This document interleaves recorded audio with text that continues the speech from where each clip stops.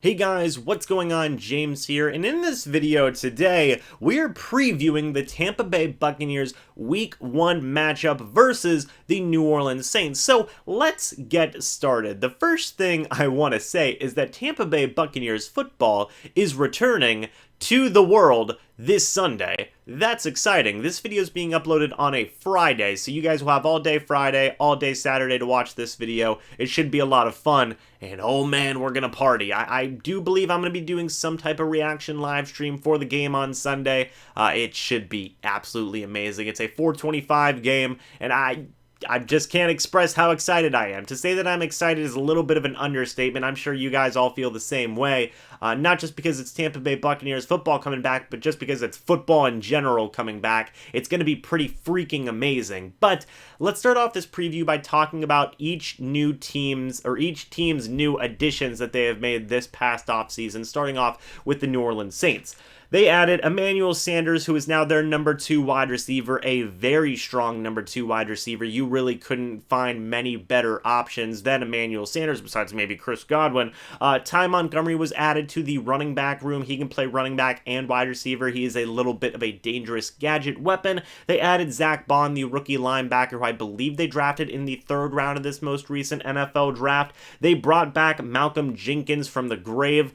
He is 34 years old, formerly playing of the Philadelphia Eagles, and he has also been on the New Orleans Saints before. He is expected to be one of their starting safeties. They re-signed Andrus Peat to a very large contract, that being, I believe, their left guard. It's either their left guard or their right guard. Somebody will let me know down in the comment section below, but they signed him to a very big deal, adding continuity to that offensive line and making sure that they really don't have many holes on that offensive line. They also re-signed David Onyemata, who is a very capable defensive tackle, very good run stopper, very capable in the pass rush as well. And then finally, they drafted Cesar Ruiz in the 1st round of the NFL draft as well, which led to them releasing Larry Warford, which is a very surprising move that they released Larry Warford, but it was a move that freed up a lot of cap space. So that's all the additions that the New Orleans Saints made.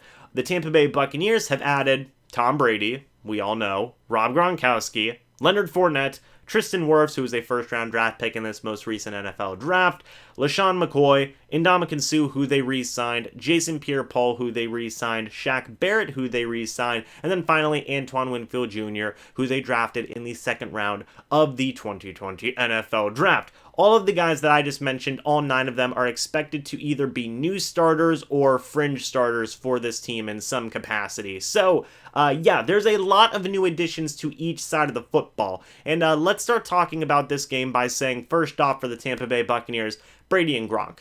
Brady and Gronk, Tom Brady and Rob Gronkowski are going to be in Tampa Bay Buccaneers uniforms playing for the Tampa Bay Buccaneers on Sunday Football. That just speaks volumes for itself. I know that we've been saying it the entire offseason just as a collective fan base.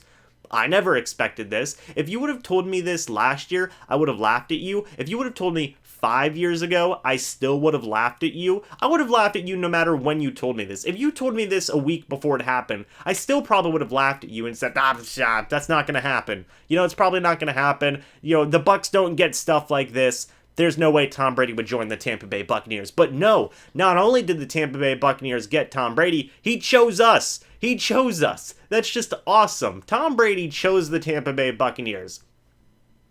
Okay, let's just rock and roll, man. This is going to be awesome. This is going to be something we've never seen before. And, in a couple of years, we'll never see it again. The entire national world is probably going to have a microscope on Tom Brady and the Tampa Bay Buccaneers now, and Rob Gronkowski, because you have the greatest quarterback of all time. You have either the greatest or 2nd greatest tight end in NFL history, depending on who you ask, of all time, on the same team again, playing for a new team that is not the New England Patriots. There's a lot going on there. So to say that this is going to be awesome is an understatement again. The second thing I want to talk about here is this is playoff football week 1. And I've talked about this a lot, about how a lot of these games are going to be playoff football for the Tampa Bay Buccaneers season. They play the Packers, they play the Vikings, they play the Chiefs, which could be a Super Bowl matchup, but it gets started versus the Saints. Tom Brady versus Drew Brees week 1. These teams are stacked to the point where they are both playoff contenders, even Super Bowl contenders, both of these teams are. So to get this level of football play in week one is just special. And it's something that we haven't seen from the Tampa Bay Buccaneers in a long time, of playoff football atmosphere in the regular season. That usually doesn't come until the Tampa Bay Buccaneers are maybe barely fighting for a playoff spot a little bit into the second half of the season. But we get playoff football right away just because of the matchups that are happening in this game. We get to see the greatest quarterback of all time, and then one of the greatest quarterbacks of all time, that being Tom Brady, the greatest, Drew Brees, one of the greatest, going toe-to-toe right away.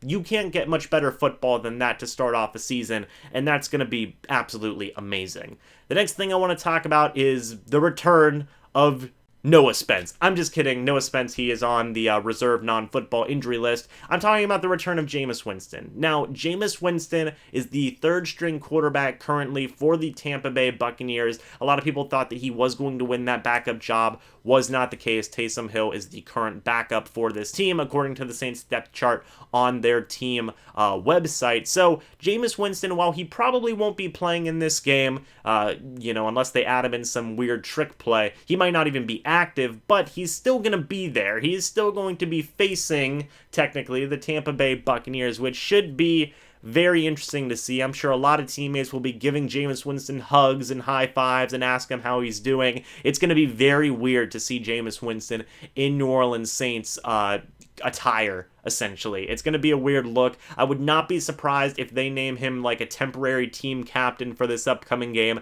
just so he's out there for the coin toss versus the Bucs, so all the Bucs fans can see Jameis Winston in a Saints uniform. And I'm sure Jameis would love to have the opportunity to be out there for the coin flip against his old team. So yeah, Jameis Winston's returning. He probably won't be playing, but it's still a big deal considering the Bucs' history with Jameis Winston, former #1 overall pick. We had him for 5 years, and while everything didn't go perfect, I know a lot of people still have that connection to Jameis Winston, myself included to a certain degree, and it's just going to be really weird to see him in Saints attire and in a Saints uniform. So yeah, that's going to be something to keep an eye on. The second to last thing I want to mention here is Ryan Succop. Now, I talked about this in the Players to Watch video, but I'm going to mention it again here. Ryan Succop. Let's talk for a minute, Ryan Succop. He'll never watch this video, but I'm just going to talk to him heart to heart. Hopefully he will get this message somehow. Bro, you got to make your kicks. You've got to make your kicks. I know I talk very, officially in a lot of these videos, very by the books. I'm not messing around. I'm just going to be honest. Ryan Succop, you got to make your kicks, bro. You got to make your kicks. We have gone 8 years, I think, with every single year we have a new kicker for the season. 8 years. We're almost at a decade to where we have not had the same kicker 2 years in a row. That's incredible. That's absolutely incredible. I'm sure you guys saw my post on the community tab, but I can't even break this down in an analytical way anymore. Just Ryan Succop. Buddy, pal, you're the latest person in a long line of just not great things happening. You haven't ruined anything yet, and I don't think you will. I really don't think you will, man. I just need you to make your kicks. 45 yards and under, just make them, man. Just make them. Greg Joseph's on the practice squad. Hopefully that'll add a little bit of pressure to Ryan Succop to make his kicks.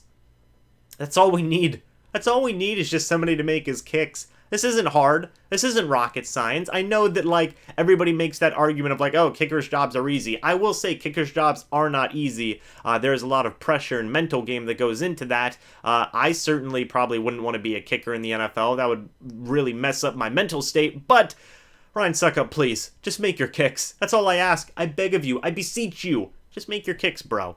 Finally, the last thing I want to talk about is some of the rookies that are going to be starting for this team in this game. The ones I talked about in the Players to Watch section, Tristan Wirfs and Antoine Winfield Jr., those guys both have a lot of responsibility, and this is going to be an incredibly tough matchup for them right away. I want to specifically highlight Tristan Wirfs again here because he's going to be going up against Cam Jordan, one of the best pass rushers in the entire NFL, had 15.5 sacks last year. That's not an easy first matchup for your rookie season, especially in a rookie season where you have not been preparing that much, considering considering you haven't been able to have an OTAs, you haven't been able to have a mini camp, you just basically had training camp, and now you got to go in there and play against one of the best pass rushers of all time. Now, I have said this before, and I will say this again, Tom Brady's going to help out his guys. Tom Brady gets the ball out of his hands very, very quickly, and it will make Tristan Wirfs' job a whole heck of a lot easier, as well as other guys like Donovan Smith, Ryan Jensen, Alex Kappa, and Ali Marpet. But Tristan Wirfs has the hardest guy to go up against on that defensive line in Cameron Jordan, and